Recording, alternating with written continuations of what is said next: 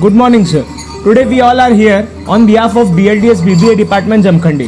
Today we will do the short analysis of a non-profit organization that is your गौशाला. So sir, let's begin. Sir, आपने आपकी गौशाला जो कि आपका नॉन प्रॉफिट ऑर्गेनाइजेशन है, आपने कब चालू की?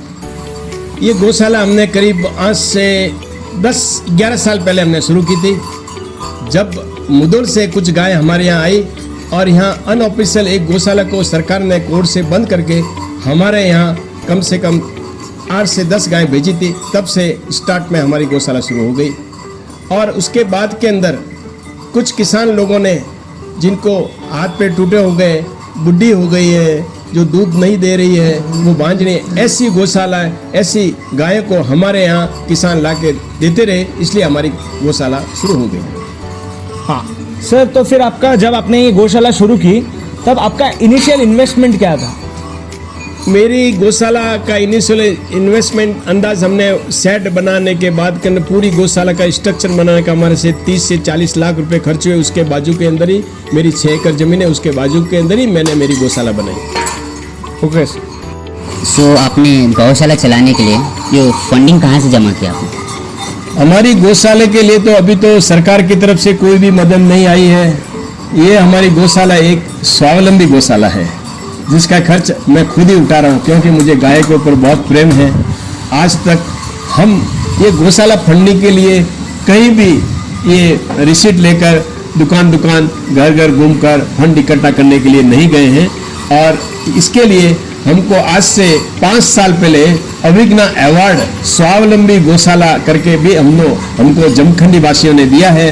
और ऐसे कोई आके हमको चारा के लिए पैसे देते हैं या कुछ भी, या गाय को खिलाते मना नहीं करते, चारा डलाओ करके तो वो मना नहीं करते, लेकिन हम जाके किसी के यहाँ फंडिंग की नहीं है। आज तक हमारी गौशाले के अंदर किसी तरह का कोई भी फंडिंग बाहर से नहीं आया है। ये हमारी स्वावलंबी गौशाला आप इसको कह सकते हैं।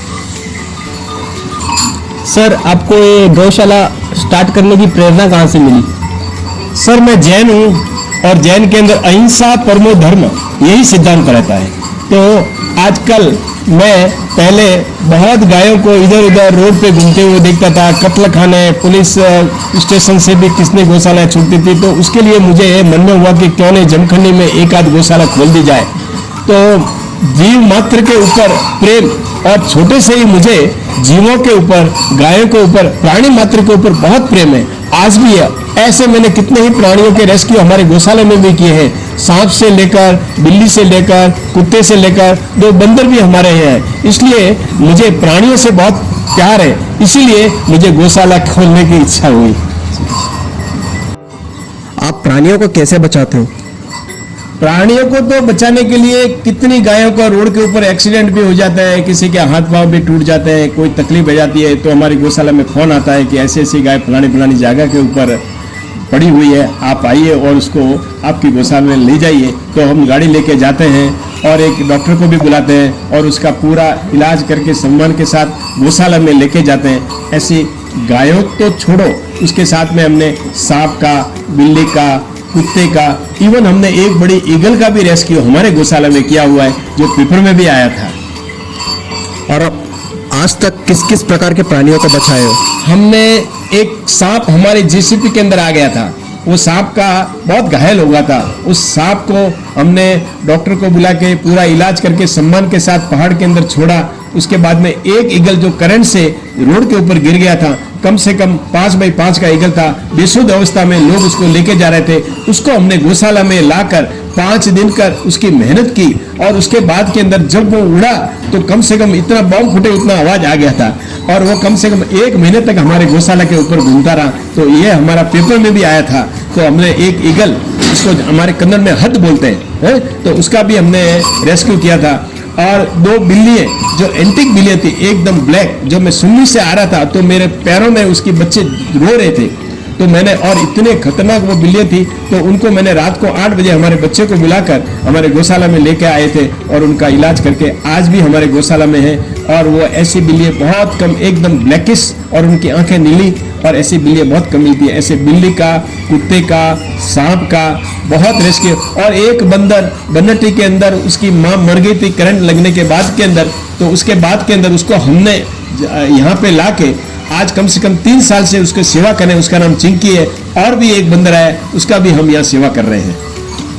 सर, आप एक गौशाला चला के समाज में क्या जागरूकता फैलाना चाहते हैं? मैं समाज को ये बोलना चाहता हूँ कि हर आदमी अगर गाय अगर अपने घर के आगे बांध दे तो गौशाला की जरूरत ही नहीं। तो हर आदमी को कंपलसरी अपने घर के सामने एक गाय अगर पालना चाहिए।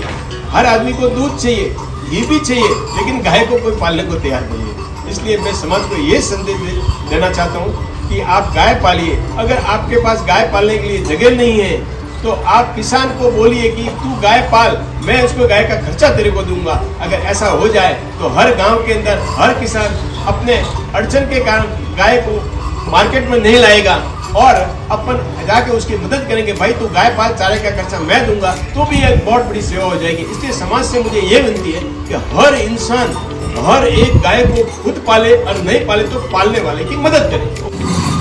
आपकी सबसे बड़ी कठिनाई क्या आई है इस गौशाला चलाने के लिए? गौशाला चलाने के लिए सबसे बड़ी कठिनाई तो यही है कि हम गाय को बांधते नहीं है।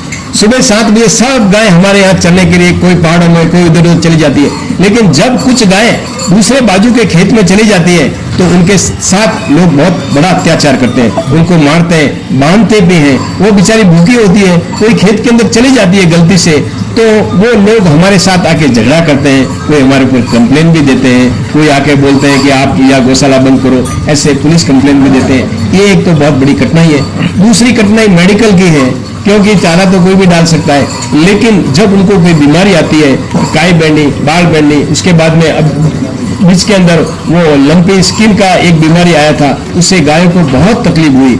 उसके बाद के अंदर जब डिलीवरी टाइम होती है वो बहुत बड़ा चैलेंज होता है। एक बार हमने एक गाय को रात को 2 बजे तक डिलीवरी की, 3 घंटे लगे, बच्चा अंदर मर गया था। डॉक्टर को बुलाया, उसने भी नहीं निकाला।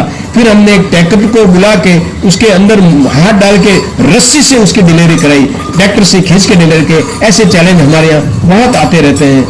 तो गौशाला के अंदर खाली चारा देने से काम नहीं चलता, बैक ऑफिस के भी बहुत काम होते हैं। रात को 2 बजे भी भागना पड़ता है, दौड़ना पड़ता है। गाय को बेचारे को क्या तकलीफ है कोई मालूम नहीं। हमारे यहाँ 24 आवर्स ड्यूटी होनी चाहिए तो ही गौशाला चलती है, नहीं तो नहीं चलती है। जैसे आपने बोला कि आपके इतने सारे ये है, मतलब गौशालों में आप इतनी सालों से सेवा करते हैं, सो इतने सालों से आपके पास कितने प्रकार के जानवर हैं? अभी हमारे पास कम से कम 160 तो गाय हैं, बछड़े हैं, बैल भी हैं, और कुछ पुलिस पकड़ लेते हैं, किसी के कसाई के पास छुड़ाते हैं, वो भी हमारे पास गाय आती है। और मेरे पास 2 बंदर है, एक मेल और एक फीमेल, जो हमने रेस्क्यू किया था। उसकी माँ करंट लेकर मर गई थी, अच्छा। तो फॉरेस्ट वाले हमको दिया। अभी दूसरा और एक बच्चा आया है, और 4 टॉर्टराइज थे हमारे पास, अच्छा। वो हमने कट्टीकेरी में छोड़ दिए हैं। वो भी 150 साल पुराने थे, वो भी हमारे पास आए थे।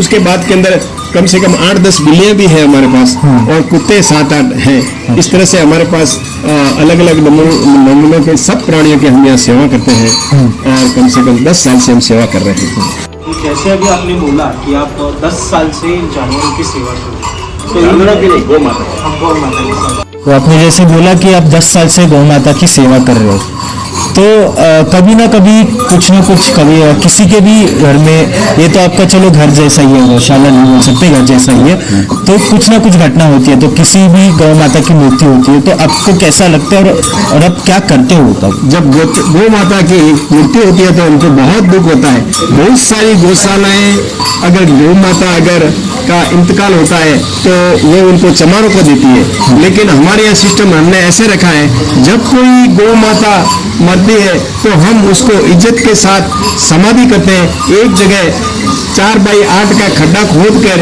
उसकी पूजा करके, हरा कपड़ा डाल के, 2 पोते नमक डाल के उसको इज्जत के साथ वहीं पर समाधि कर देते हैं। ये हमारी परंपरा हमने ऐसे ही रखी है। मेरे यहाँ कम से कम मेरे हाथ से 170 से लेकर 180 गाय की समाधि मैंने मेरे हाथ से की है, लेकिन जब गौ माता जाती है तो हमको मन के अंदर बहुत दुख होता है।